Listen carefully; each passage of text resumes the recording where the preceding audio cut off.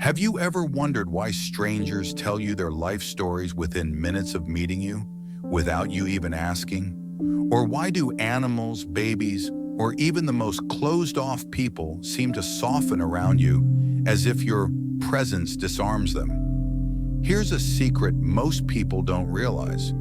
Your energy, your aura, often speaks long before your voice does. And if you've ever felt drained in crowds, too sensitive, or strangely magnetic, it's not a coincidence.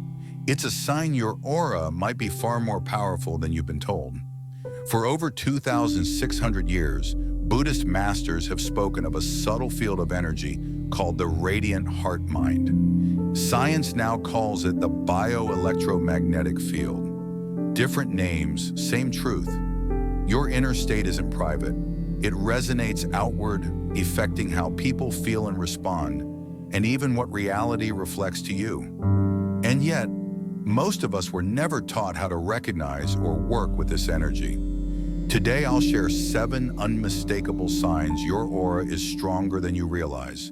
Grounded in Buddhist wisdom, psychological insight, the science of the heart, and the law of attraction, you'll also learn gentle but powerful practices to protect and expand this field, so your presence can truly speak for itself. If you've ever felt like you pick up on things others miss, this may be the moment your intuition has been waiting for. Let's begin with the first sign, subtle yet impossible to ignore. Sign 1, the silent magnetism, the aura that speaks without speaking. Ever been in line at a coffee shop minding your own business, only to have the person next to you start telling you about their divorce, their dog, and their dreams? Within 5 minutes, you didn't ask, you didn't invite, yet something about you seemed to welcome them. There's a kind of presence that doesn't need to raise its voice. It doesn't push, it doesn't perform, it simply is, and people feel it. In Buddhist monasteries, we call this the silent dignity of one who is fully present. A monk may not speak a word, yet the stillness in his walk, the softness in his gaze, and the spaciousness in his breath draw everyone in like a candle in a dark room. This is not charisma, it's clarity, and clarity is magnetic. Many of us walk through the world unaware that our internal state leaks into everything. It colors our words, shapes our posture, and even alters the atmosphere of a room before we say a single thing. And yes, it's measurable. The human heart generates an energetic field that extends well beyond the physical body. It's not woo-woo, it's waveform. Just like Wi-Fi or sunlight, we're constantly emitting something. But what you emit depends on what you embody. Now here's the twist most people miss. It's not just good vibes that attract others. It's honest energy. Your aura doesn't have to be perfectly polished to be powerful. It just needs to be real.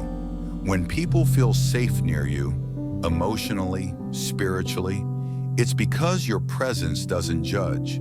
It listens without demanding. It sees without staring. That's what magnetism is. Not performance, not perfection, it's presence. Let me tell you a quick story. A few years ago, I walked into a train station cafe to grab tea. I had just finished teaching a silent retreat, and I was in that post-retreat spaciousness. You know, when your inner noise has turned into a gentle hum. Within 15 minutes, 3 strangers sat near me, none of them together, and each one started talking. One told me about her daughter's anxiety. One asked whether I believed in soulmates, and one just cried. I hadn't said more than hi. At first, I thought it was a coincidence, but it kept happening. Not just that day, everywhere. And I realized it wasn't me they were speaking to. It was the stillness inside me. That's what invited them in. Your aura is like a warm bench on a cold morning. No advertisement, no explanation. Yet people come and sit beside it because it simply feels better than standing alone. And you know what? You can cultivate this energy. It's not reserved for monks and mystics. It begins with how you show up to the smallest moments, whether you wash a dish or greet a stranger. Here's a simple 60-second practice to soften and open your energy before any social interaction. Before you enter a room or answer a call, pause. Take one slow inhale. As you exhale, imagine a soft golden light spreading from your chest outward, like sunlight warming a quiet field. No need to force a smile, just soften. Let your presence expand naturally. And no, this doesn't mean you'll become the cry on my shoulder stranger whisperer overnight, unless you hang out at Whole Foods. Then all bets are off, but it will shift things. People may start remembering your name even after one meeting. They may offer you the last muffin without knowing why. They might just feel better around you. I believe in a world where kindness doesn't need a reason, and I believe that when you tend to your energy, not just your words, you become a quiet refuge in a noisy world. And that's real power. Have you ever been called easy to talk to? Or found yourself listening to someone's life story in the grocery aisle? I'd love to hear your moment. Drop it in the comments below. But magnetism is just the surface. The deeper sign of a radiant aura isn't how others react. It's what you feel in silence, before a single word is spoken. Let's explore that next. Sign 2, heightened intuition and emotional sensitivity. The voice before thought. Have you ever had a moment when something just felt off and you couldn't explain why? Maybe you were about to board a flight, go on a date, or sign a deal, and something deep inside whispered, no. You couldn't prove it, but it felt real. And later, you were glad you listened. There's a knowing that doesn't come from logic. It doesn't ask for permission. It doesn't wait for evidence. It arrives quietly, often inconveniently, but unmistakably. In the Zen tradition, we call this pure awareness that exists before thought. It's not emotional guesswork. It's deeper than that, like the still surface of a pond that trembles when something unseen moves beneath. Many people confuse intuition with anxiety, but here's the difference. Anxiety is noise. Intuition is a signal. Anxiety says, what if? Intuition says, this is. One scrambles, the other whispers. The more silence you invite into your life, the more you'll hear the difference. A few years ago, I was set to travel to lead a retreat abroad. Bags packed, itinerary set. But that morning, something didn't feel right. No clear reason, no obvious danger. Just a quiet, persistent, don't go. It made no sense, but I canceled. That same evening, political unrest broke out at my destination. Roads closed, airports shut down. The retreat was postponed indefinitely. I would have been stranded.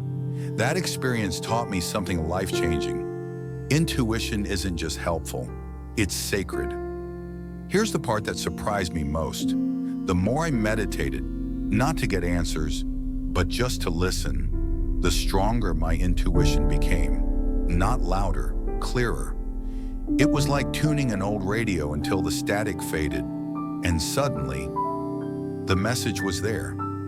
Let's talk about what's happening. When you're attuned to your inner state, your body becomes a finely tuned instrument. Your gut contains millions of neurons that process emotional data before your brain ever catches up.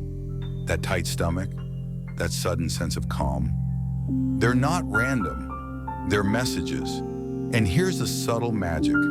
When your thoughts, emotions, and energy are aligned, life starts responding to your inner clarity.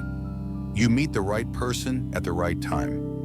The missing piece appears just when you stop looking. This isn't just a coincidence. it's coherence. Think of your intuition like a lantern in fog. It may not show the whole path, but it's enough to keep you from stepping into danger. But if you're constantly running, scrolling, or doubting, the lantern flickers. Sometimes the smartest thing you can do is slow down, close your eyes, and feel what your intellect has no words for. Here's a mindfulness exercise I still use every day. Simple yet profound. Before making a decision, pause. Breathe in slowly. As you exhale, ask, what part of this feeling is truly mine? Wait. Feel. You may not get a sentence, but you'll feel a shift, a loosening, a tightening, a quiet confirmation. That's your answer. And hey, sometimes intuition isn't mystical. Sometimes it's just your energy saying, this meeting is a disaster waiting to happen. Run. And honestly, when your gut and your calendar disagree, go with your gut. I'll say this with all my heart. If you've spent years ignoring your inner voice, maybe now is the time to start honoring it. You are more attuned than you think. You don't need to earn that gift. You just need to listen. Trust me, your intuition deserves your attention. If you've ever had a gut feeling that saved you or surprised you, click like, so I know your inner wisdom is alive and well. And when you begin living from that deeper awareness, you'll start to notice something even more unexpected. Your energy not only guides you, it shapes the physical world around you. Let's explore next. Sign 3, the energetic ripple when your aura leaves fingerprints on the world. Have you ever walked into a room and suddenly the lights flickered? Or your phone froze right when you were feeling overwhelmed? Maybe your smartwatch stopped working again for the 3rd time this month. What if that wasn't just a glitch? What if it were you? In Zen Buddhism, we often say, form is emptiness and emptiness is form. It's a poetic way of reminding us that your inner state and the outer world are not separate. They are reflections of each other. When your energy shifts, especially when it intensifies, everything around you can respond. Not symbolically, literally. Your emotions don't stay locked inside. They ripple outward. You've likely felt this before. Walk into a room where someone's been fighting, and even if no one says a word, you feel the tension. Or you've been near someone so joyful, it made you feel lighter just standing beside them. Now, flip that around. When you are the one radiating intensity, whether it's peace, pain, or transition, your presence can create physical effects. Here's where it gets wild. Sometimes those effects are strong enough to disrupt the environment. Streetlights flickering, laptops freezing, the watch mysteriously stops. And people say, that's weird. But if it keeps happening, maybe it's not weird. Maybe it's you being more powerful than you know. I'll tell you this from experience. For over a decade, I could not keep a wristwatch alive. Every battery died early. Digital watches malfunctioned. Even a fancy self-winding one gave up within weeks. At first, I thought I was just unlucky. But then I started noticing a pattern. This only happened during major shifts in my life. Leaving monastic life, grieving the loss of a parent, stepping into new roles. Every time I was going through a deep transformation internally, devices around me would start to short circuit. Watches stopped ticking, lights buzzed. It was like my aura was rewiring reality in real time, and delicate electronics just couldn't keep up. Imagine your energy field like a soft radio signal, most of the time, smooth, quiet, harmonious. But when your inner world is charged, like a thundercloud before rain, it crackles with static. That charge doesn't just stay inside you, it hums around you. and some machines are simply too sensitive to handle it. There's a reason people who meditate regularly tend to calm the room without saying anything. Their field becomes coherent. When your inner vibration is steady, your environment reflects it. But when you're in emotional disarray, even your tech might raise a white flag. And the deeper layer? When your aura reaches a high enough frequency, manifestation accelerates. Things start appearing faster. Synchronicities multiply. Why? Because your energy is no longer whispering, it's declaring. I like to joke that I'm not allowed to touch printers during Mercury retrograde. If you've ever tried printing a boarding pass at 2 a.m. before a flight, you know that's not a time to test the universe. If you feel energetically scattered or tech around you starts acting up, pause. Close your eyes. Visualize a soft, golden light surrounding you in every direction. With each breath, imagine this light thickening, like golden honey, wrapping you in warmth and balance. Feel it stabilize your nervous system and quiet the ripple. This isn't imagination, it's energetic hygiene. It's how you reboot from the inside out. You don't have to understand quantum physics to respect your vibration. What matters is knowing your energy leaves fingerprints on people, on rooms, on moments. Treat it with reverence and the world will respond in kind. Have you ever noticed your presence affects electronics or the energy in a room? Don't brush it off. Drop a comment. I'd love to hear your story. You might be more energetically tuned in than you think. But energy this powerful needs rest. Like a bright lamp, even the strongest aura can burn out without care. In the next part, we'll explore a forgotten form of wisdom, the sacred art of knowing when to retreat. Sign 4, the sacred withdrawal, the wisdom of stepping back. Do you ever feel completely drained after socializing, even when you like the people, the place, and the conversation? And then wonder, why do I need to lie in a dark room after brunch?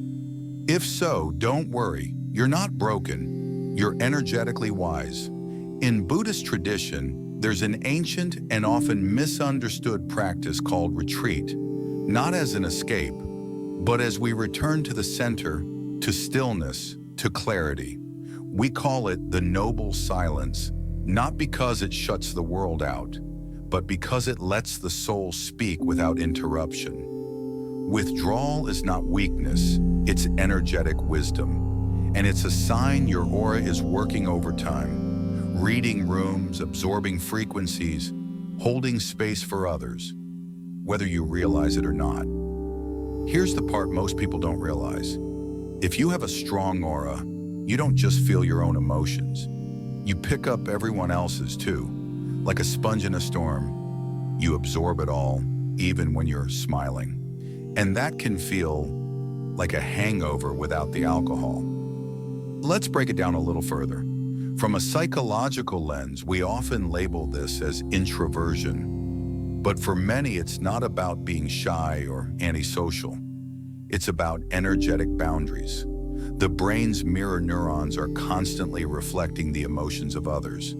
And in crowds or noisy environments, your system is processing more information than it was designed to carry at once. Add in a sensitive, open aura, and suddenly small talk becomes soul-taxing. But here's where it gets empowering. When you start honoring that need for withdrawal, not as avoidance, but as a sacred reset, your energy grows stronger. Your aura becomes clearer, steadier, more magnetic, not from doing more, but from doing less intentionally. For years, I thought something was wrong with me. Every time I traveled with friends, I felt like the grumpy one who needed alone time. I'd skip group breakfasts, stay in, cancel late-night chats. Eventually, I stopped apologizing. Now I always book a separate hotel room, not because I don't love my friends, but because I love showing up with a full cup. And the moment I started doing that, everything shifted. I had more energy, better conversations, deeper connections, because I wasn't silently drowning in overexposure. Think of your energy like a sacred temple. Would you keep it open 24/7, letting anyone walk in with muddy shoes? Of course not. Sometimes the most spiritual thing you can do is close the door, light a candle, and just be with yourself. Honestly, there should be an introvert tax deduction for attending group events, and I firmly believe that canceling plans should count as a self-care ritual. Before entering a social space, pause for 30 seconds. Close your eyes. Imagine roots growing from the soles of your feet, sinking deep into the earth. Feel yourself anchored, calm, and protected, like an ancient tree that doesn't chase the wind. Let others swirl. You stay still. You don't need to earn rest. Your silence is not empty. It's where your clarity refills. And the world needs people who know how to retreat without guilt, because they return with depth. If you've ever felt secretly guilty for canceling plans just to stay home and recharge, this is your permission slip. Solitude is sacred, not selfish. Let me know in the comments if that resonates. And here's the beautiful paradox. The more you protect your energy, the more reality starts aligning with your energy. Let's talk next about a sign that feels like magic, but is rooted in the deep mechanics of your inner power. Sign 5, the effortless manifestor, when reality rearranges itself for you. Have you ever thought of someone only to have them text you seconds later, or desperately needed an answer and then stumbled across the exact quote, book, or video that gave you clarity? You might chalk it up to coincidence. But what if it's your energy organizing reality? In Buddhist teachings, there is a profound truth known as dependent origination. Everything arises in relationship. Nothing appears independently. Everything you encounter is connected to something you've set in motion, seen or unseen. This means that what shows up in your life isn't random. It's the mirror of your inner world. And when your aura is clear, aligned, and steady, life tends to respond in kind. People call it synchronicity, but really it's resonance. Your vibration becomes a silent command, and the universe, attentive as ever, echoes it back. The surprising part? You don't need to chase anything. The more you chase, the more things run. But when you rest in clarity, the right people, the right timing, the right openings seem to fall into place, effortlessly. A few years ago, I was struggling with a decision. Torn between two paths, I couldn't find peace no matter how much I meditated or journaled. I remember standing in a used bookstore one afternoon, trying to distract myself. As I turned a corner, a book fell from the top shelf. No one touched it. The title? The Pathless Path. I laughed out loud. I took that as a sign, and I opened it randomly to a page that read, "Sometimes clarity doesn't come by choosing a direction, it comes by choosing stillness." That single sentence unraveled all the noise. It wasn't magic, it was alignment. Here's what's quietly happening in the background. Your brain has something called the reticular activating system, a filter that tunes into what you're emotionally focused on. When your energy is calm and focused, that filter sharpens. You start noticing patterns, signals, and coincidences that match your internal state. The more stable your inner vibration, the more responsive your outer world. Imagine your aura like a tuning fork. When struck with clarity, it hums a pure note, and the world around you begins to vibrate to match. Jobs appear, people call, doors open. Not because you forced them, but because you resonated with them. Of course, manifestation doesn't mean thinking, "I want pizza," and watching it float down from the sky. I mean, unless you live above a Domino's. But it does mean life stops feeling like a push and starts feeling like a dance. Nightly practice, vibrational alignment, 2 minutes. Before sleep, close your eyes. Bring to mind one thing you wish to invite into your life, not just as a thought, but as a feeling. Imagine already having it. Feel the gratitude, the peace, the rightness of it, then let it go. No forcing, just trust. This isn't just spiritual fluff, it's an energetic blueprint. While you sleep, your aura goes to work. You don't have to manipulate your life into shape. You just have to align your energy, and life will meet you halfway. Clarity is louder than control. Stillness is stronger than strategy. Start a synchronicity journal. Seriously, write down even the smallest moments of alignment. You'll start to see how beautifully life responds to your frequency. But here's the thing. True power doesn't just attract what you want. It also elevates everyone around you. Let's explore next what happens when your aura becomes not just magnetic, but transformative. Sign 6. The harmonizer of spaces, your calm is contagious. Have you ever stepped into a room mid-argument and suddenly the energy just settled? Or found people leaning into your presence even without you saying a word? If it feels like rooms breathe easier when you enter, you're not imagining it. There's a Zen phrase I've returned to for over 20 years. When the mind is calm, the world becomes calm. It's not just poetic, it's deeply practical, because your inner stillness isn't just personal, it's infectious. In Buddhist practice, we train not to control others, but to anchor ourselves. Because the anchored tree doesn't chase the wind, it simply is, and everything around it orients accordingly. What most people don't realize is this. Energy always seeks coherence. So when you walk into a chaotic space with a calm nervous system, people's bodies unconsciously try to sync with yours. It's not about being the loudest voice or the smartest one in the room. It's about being the steadiest signal and in letting others retune themselves through your presence. Scientific and psychological integration. This isn't just a spiritual sentiment. It's how we're wired. Your brain has mirror neurons, tiny circuits that reflect the emotions of people around you. That's why yawns are contagious, and so is laughter. But guess what else is contagious? Calm. The nervous system is exquisitely attuned to subtle cues. So when your aura carries peaceful clarity, it invites others to step out of their mental noise and into resonance. And here's where it gets fun. The more consistently you practice emotional regulation, the stronger your energetic signal becomes. Eventually, you won't have to do anything. You'll just be, and that will be enough. I remember walking into a team meeting at a wellness center where I used to teach. Tensions were high. No one was yelling, but the silence was loud, if you know what I mean. I hadn't been there 5 seconds before someone turned and said, "Okay, I don't know why, but I feel like we're going to be fine now." All I did was sit down. I didn't offer advice. I didn't fix anything. But what I did bring was stillness, and apparently that was what the room needed more than opinions. That day taught me, sometimes your energy is the solution before your words even arrive. Think of yourself as a still lake. When the world throws stones, arguments, emotions, chaos, you don't have to ripple with every splash. Just remain still.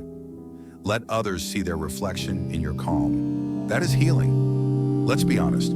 Sometimes you walk into a room and the vibe is so off, you want to moonwalk back out slowly like, nope, not absorbing this today. But when you know how to hold your field, you don't just survive those spaces, you transform them. Daily practice. Lake visualization, 1 to 2 minutes. Before meetings, family dinners, or high-energy environments, close your eyes. Picture yourself as a calm, glassy lake. Every breath deepens the stillness. Feel the tension of others simply glide across the surface without disturbing your depth. Repeat silently, "I am the space, not the storm." You don't need to fill a room to change it. Stillness is a language, and some of the most profound healing happens in silence. The world is loud enough. Your calm is your power. Your presence is your offering. If you've ever felt like people open up more around you, or rooms just shift when you arrive, drop a comment. You might be someone who harmonizes spaces without even knowing it. And now we arrive at the final sign, the one that pulls all the others together.